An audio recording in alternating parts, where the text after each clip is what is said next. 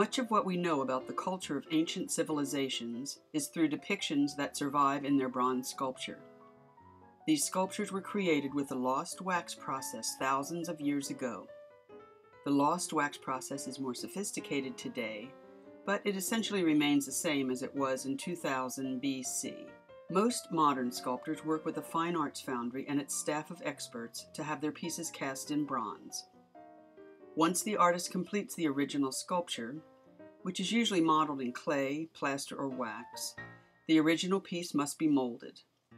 The mold consists of two basic parts, an inner layer usually of a flexible silicone rubber, supported by a rigid protective mother mold of plaster or fiberglass.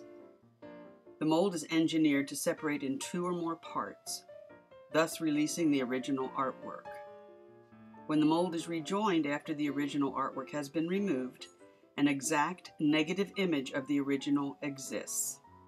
The next step is to pour wax into this mold to create the positive wax replica of the original artwork. This petroleum-based wax is melted at about 210 degrees. It is poured into the mold, rotated so all surfaces are covered, and the excess is poured out. Pours are repeated to achieve a thickness of about 3/16 inch in wax.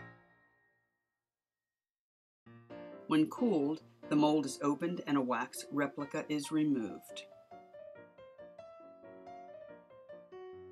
Wax chasing is the next stage of the process.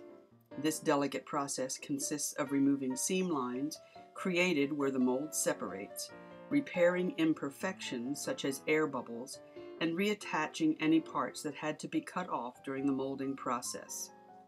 This is done with heated soldering irons and special tools. The completed wax must look exactly like the artist's original sculpture. At this point, the wax is ready to be sprued.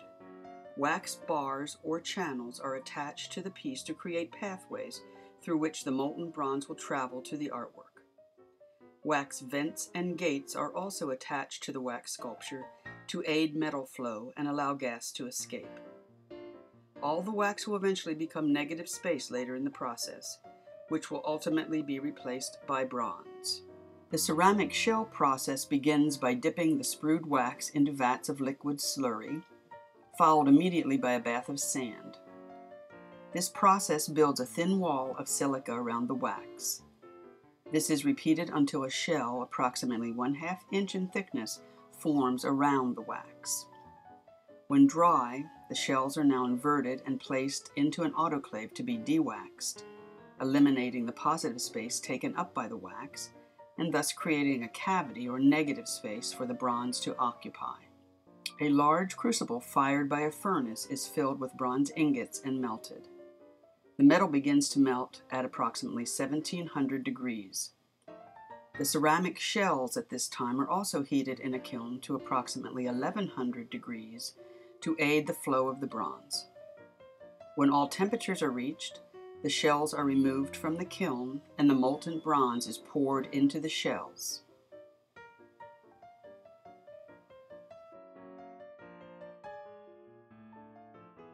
When cool enough to handle, hammers and chisels are used to knock the shell off of the solidified metal. Gates and sprues are also cut off. Lastly, the piece is sandblasted to remove the fine remaining shell from the bronze. The bronze must now have all imperfections repaired and any parts welded back on that were cut off during the spruing process, once again making an exact reproduction of the artist's original sculpture.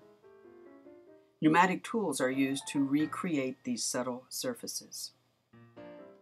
If internal support is needed, it is added now. The final step in this process is applying the patina to the bronze. This process enhances the surface by creating color through the application of various chemicals, which are applied at a high heat with the use of a torch gun. When the desired effect is achieved, a thin coat of clear wax is applied to the surface to enhance and preserve the patina. As you can see, the lost wax casting process is lengthy and labor-intensive, requiring the collaboration and expertise of many. Knowledge of this process gives us a deeper respect for bronze sculpture.